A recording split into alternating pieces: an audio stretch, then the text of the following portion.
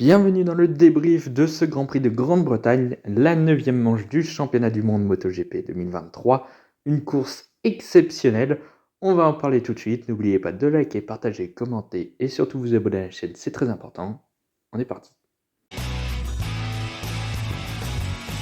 Tout d'abord le classement de la course, la victoire d'Aleix Espargaro devant Francesco Bagnaia et Brad Binder.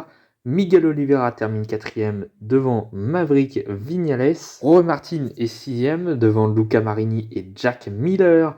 Johan Zarco a terminé 9e devant Raúl Fernandez qui termine dans un top 10.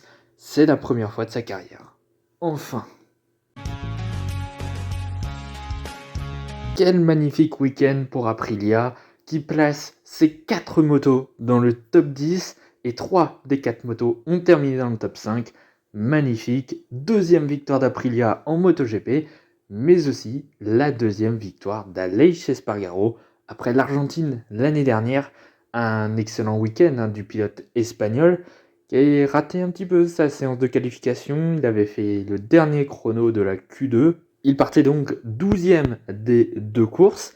Et bien déjà le samedi, il a fait une très belle remontée pour terminer 5e. Les Aprilia étaient déjà plutôt à la fête dès le samedi. Et puis le dimanche, dès le deuxième tour, Aleix Espargaro était déjà remonté en 6e position. Et puis après, il a fait sa remontée jusqu'à la 2e position. Et dans le dernier tour, il a dépassé Francesco Bagnaia pour aller décrocher sa 2e victoire en MotoGP. Alors franchement, Aleix Espargaro, il se rattrape vraiment d'un début de saison qui a été très compliqué. Il enchaîne avec un 2e podium d'affilée. Et puis voilà, il la gagne cette course. Franchement, très très beau week-end. Il remonte 6e au championnat du monde, Aleix Espargaro. En début de course, il a quand même été un petit peu bousculé par Maverick Viñales, qui était plus ou moins dans son rythme. Mais bon, après, il a résisté. Il y avait aussi le retour de Miguel Oliveira, il a résisté aussi. Et il y avait Brad Binder aussi. Et puis dans les derniers tours, il était le plus rapide. Il a même dépassé le pilote Ducati, Francesco Bagnaia. C'est la première victoire de Aprilia cette année et c'est seulement la 2e fois que Ducati ne gagne pas cette saison. En 9 Grands Prix, c'est complètement fou. Justement, on va en parler de Ducati avec Francesco Bagnaia, le leader du championnat qui a encore plus accentué son avance sur Jorge Martin. Pourtant, c'était loin d'être facile pour l'Italien qui n'a jamais été vraiment en position dominante, si ce n'est le dimanche où il était en tête la majeure partie de la course, même s'il s'est fait passer par Aleix Espargaro dans le dernier tour. Les qualifications étaient assez compliquées, parce que je crois qu'il fait une chute en Q2, et il ne fait, entre guillemets, que le 4e chrono. On a vu meilleure qualification de la part de Bagnaia, mais bon, 4e, ça va encore. Et puis surtout la course sprint, on n'a pas compris ce qui s'est passé. Il y a eu un vrai problème. Bagnaia a terminé 14e, il a perdu 10 places durant cette course sprint. Pourtant, lui, Bagnaia, c'est l'un des meilleurs pilotes dans ce format avec Jorge Martin et Brad Binder. Voilà, sur cette course, il a été inexistant. Même Enea Bastianini, son coéquipier, l'a dépassé. C'est pour dire, Bagnaia était vraiment nulle part le samedi, ça a fait peur. Parce qu'on s'est dit, ça se trouve, ça va se refaire le dimanche. Et puis non, au final, il a retrouvé du rythme. Voilà, 4e podium d'affilée, c'est le 6e cette saison en 9 courses. Si on enlève ses chutes, à chaque fois il est premier ou deuxième. Bref, il domine largement ce championnat. Il a déjà 41 points d'avance sur Jorge Martin. Il a profité de la chute de Marco Bezzecchi pour prendre encore plus d'avance, parce que sinon Marco Bezzecchi reprenait un petit peu de points puisqu'il en a repris lors de la course sprint. Et tout ce que Bezzecchi a repris en course sprint, Francesco Bagnaia y a tout repris dès le lendemain. Bref, il accentue son avance. Francesco Bagnaia est incroyable, même dans des week-ends plutôt sans, il s'en sort toujours. C'est la fameuse chance du champion. Et du côté de KTM, ce week-end a été difficile, même s'ils ont relevé la tête le dimanche, un petit peu comme Francesco Bagnaia. Pour Brad Binder, la qualification a été un petit peu ratée en ne faisant entre guillemets que le 10e chrono. En course sprint, lui qui est l'un des meilleurs pilotes sur ce format, il n'est remonté que d'une petite place pour scorer un petit point en 9e position. En revanche, le dimanche, Là, il était beaucoup plus à l'aise. Il a fait sa traditionnelle remontée, j'ai envie de dire.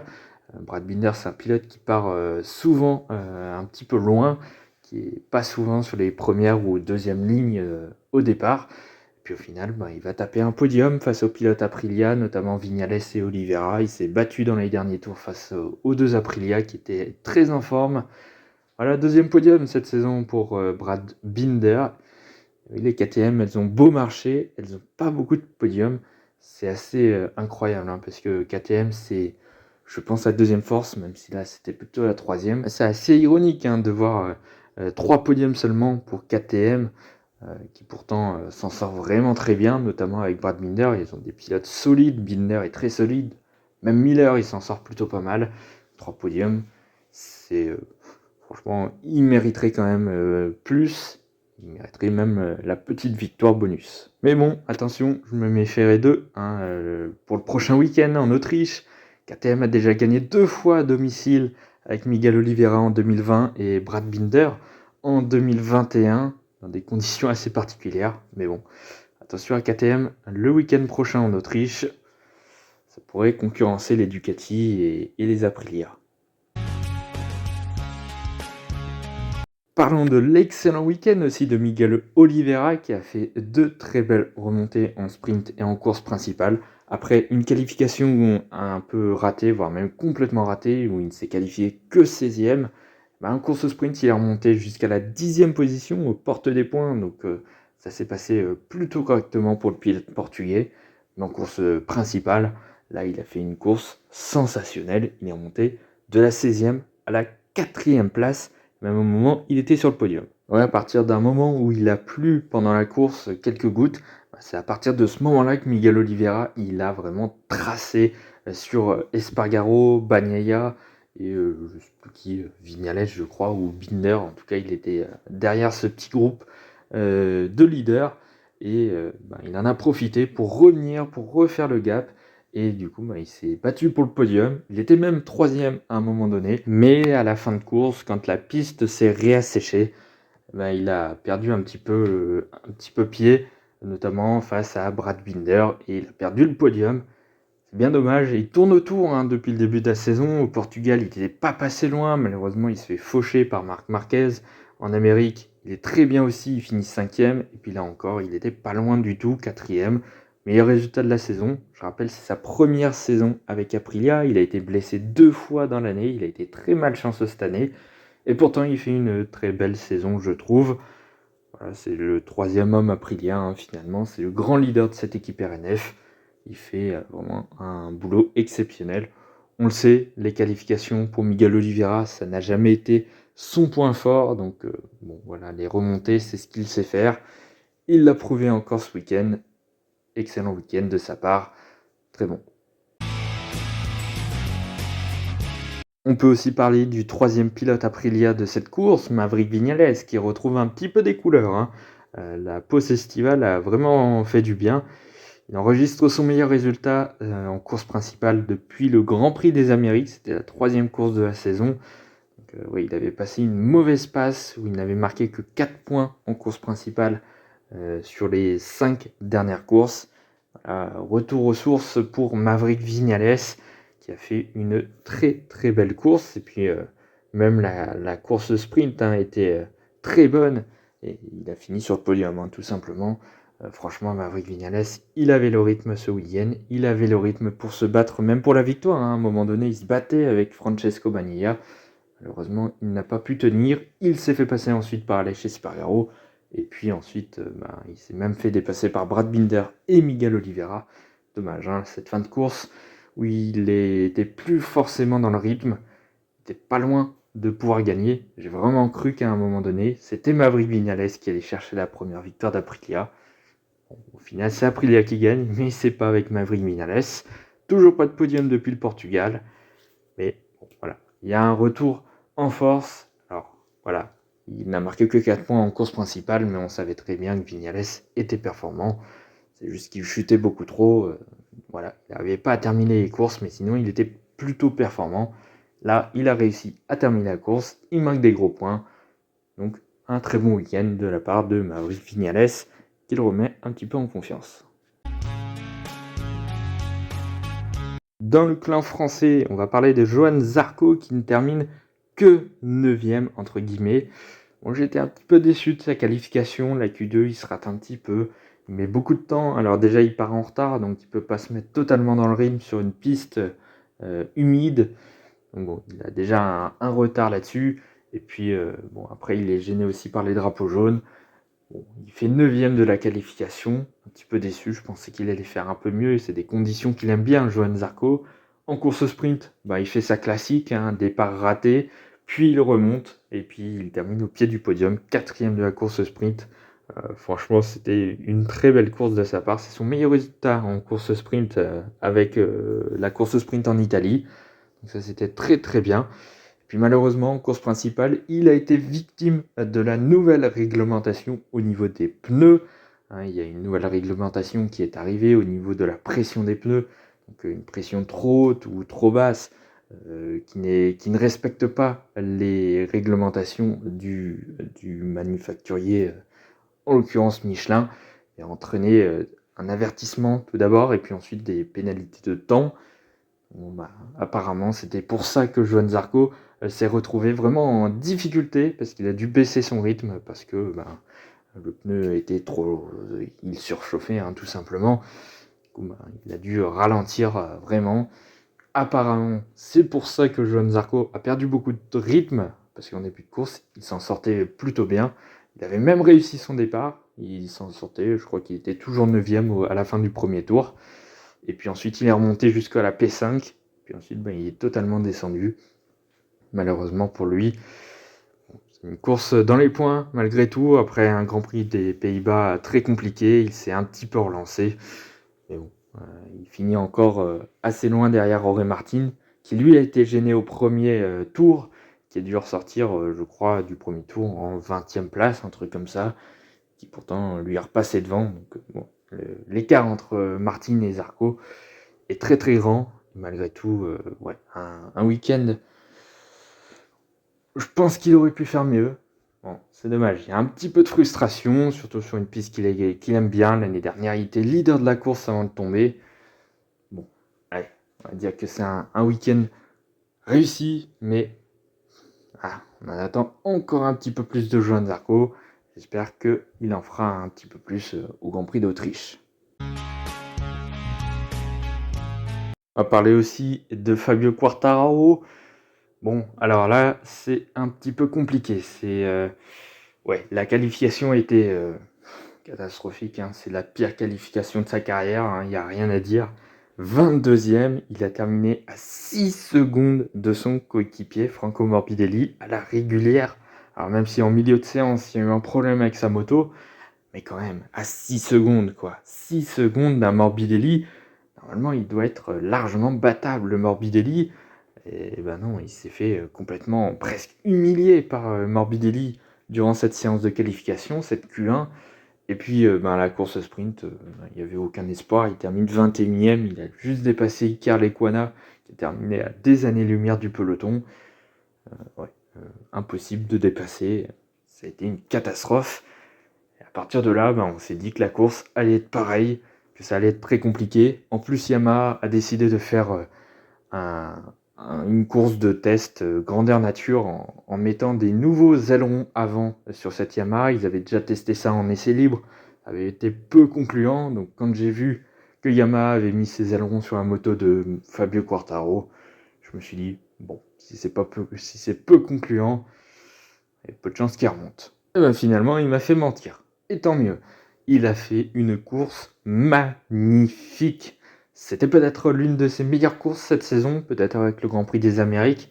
Alors franchement, il a fait un départ canon. Il se retrouve 16e après le premier tour. Il a gagné déjà 6 places. Et puis il ne fait que remonter, que remonter, que remonter. Et à un moment donné, il se bat pour la 6e position en partant 22e. Sur des courses MotoGP où les motos n'arrivent plus forcément à se dépasser correctement, 6e, ça aurait été exceptionnel pour Fabio Quartararo. Malheureusement, il y a ce contact avec Luca Marini qui lui arrache complètement le carénage. Bon, voilà, il doit s'arrêter, changer de moto, repartir. Et au final, il termine 15e. Il marque quand même un petit point. Mais bon, il termine juste derrière Franco Morbidelli, c'est pas de bol. Il était pas mal devant, même si en début de course, Morbidelli était bien placé. Après, il a changé de moto quand la pluie est arrivée. Mauvais choix. Mais bon. Voilà, pour Fabio Quartararo, il y a quand même des sources d'espoir parce que ces évolutions au niveau de l'aileron avant, Fabio disait que ça ne conviendrait pas à Silverstone, mais qu'en Autriche, ça pourrait convenir. Et quand je vois qu'à Silverstone, ça a plutôt bien marché, alors je ne sais pas si c'est l'aéro qui a fait que Quartararo a pu remonter et fait une belle course, ou si c'est, je sais pas, le pilote, enfin, toujours le pilote, mais bon, bref, vous m'avez compris. Et finalement, je me dis, peut-être qu'il y a des espoirs pour Fabio Quartararo d'exister pour le prochain Grand Prix. Franchement, j'espère que ce sera le cas. Peut-être une petite lueur d'espoir chez Yamaha avec les améliorations. Espérons-le. En tout cas, c'est un Grand Prix où il a sauvé son week-end parce que sans cette course très belle, je pense que sa note que j'aurais donnée en fin de vidéo, elle frôlerait les 3 ou 2 ou 3. J'aurais pas donné plus, vraiment. Le samedi a été immonde. Franchement, je n'ai jamais vu un, un tel jour pour un champion du monde comme Fabio Quartararo.